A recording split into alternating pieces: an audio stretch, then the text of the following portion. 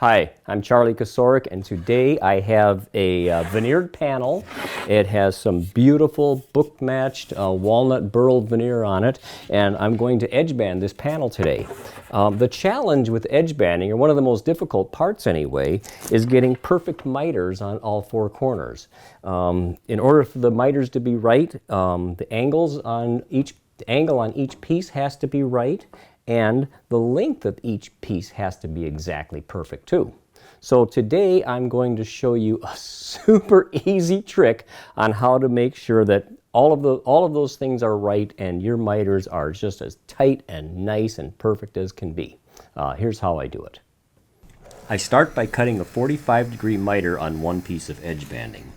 Then I'll take that piece back to the panel and hold it up, and I'll mark the length required for that piece so I know where to cut the miter for the next panel.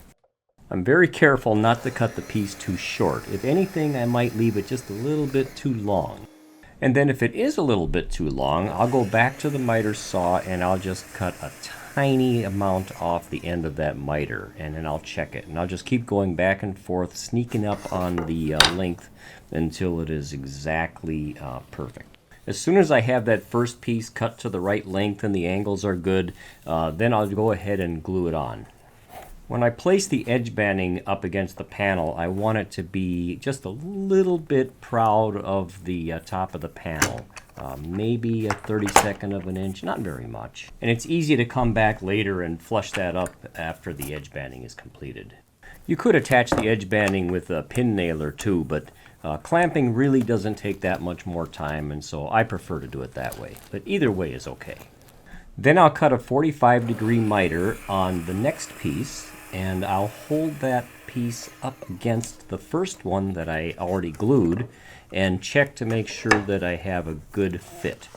If those two pieces don't fit perfectly together, then I'll take that piece back to the miter saw and I'll adjust the cut on it and just keep checking and adjusting until I do have a perfect fit on that particular miter. Now I will temporarily clamp that second piece in place and mark the end where I want to cut it. I also like to mark the direction that the miter has to be cut, just to make sure I don't make any mistakes. After I cut it, I'll put it back on up against the panel, and I'll check it and keep adjusting until I have the correct length, just like I did with the first piece. Now I will glue and clamp the second piece in place. Then I will cut, adjust, and attach the third piece exactly the same way that I did the second piece. Okay, so I've got these first three sides on here, and I've got the last side of edge banding to install. So here's the tricky part. What I've been doing up till now, I make a miter on the end of the stock, and I hold it up to the previous one, and I can adjust that on the miter saw until I have a perfect fit. Well, how do you do that with the last one, because your stock is longer than the space that you're putting it in? It has to be to start with, and once you cut it, you've ruined your piece if it's wrong. Okay, so like I said, here's the trick. You take a shorter piece, a little piece of scrap of the same edge banding stock. You go over to the miter saw and you'll make a cut what you think is right. Then you come back and you check it. This one happens to be pretty good.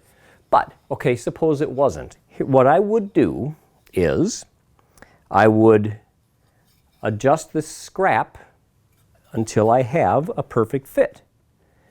Then, and only then I take my actual stock that I'm going to use, and don't change the settings on the miter saw at all. You leave the miter, the saw set to whatever it was on the stock piece, the scrap piece that worked.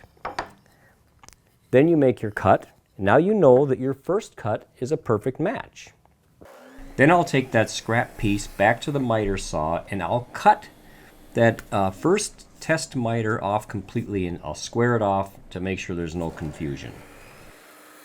Then I'll make a fresh 45-degree cut and bring it back to the panel and test it. Okay, now here I've got something. All right, this miter, I can see that miter doesn't quite, it's not a perfect miter. It's good, but it's not what I really want. It's not a tight, perfect tight miter. So then I adjusted my miter saw and made a few cuts until I had it just right. Once the saw is set to the right angle, I will mark the edge banding and make sure I cut it to the right length. Actually, I cut it just a little bit long and I sneak up on the perfect length just as I did earlier. The only thing left now is to glue and clamp that last piece in place. And here's a close-up of the miter, so just so you can see how well this works out. It's really easy to get the edge banding flush to the panel. I start with a hand plane, and then when I get close I switch to a scraper, and then finally I just use a random orbit sander.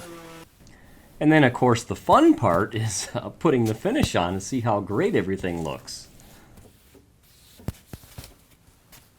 So I flushed the edge banding up to the panel with a hand plane, a scraper, some sandpaper. I put some finish on here, and I am really happy with how this turned out. I think it looks great. And you know, this edge banding technique is so easy and so simple, and the miters come out so perfectly that I just love it. So if you want, oh, and by the way, if you want to know more about the veneering, this four-way book match technique or basic veneering techniques, I have a whole series of videos on veneering techniques on my channel. So if you're interested, check those out. And as always, thumbs up, like, share, subscribe if you haven't, and thanks for watching.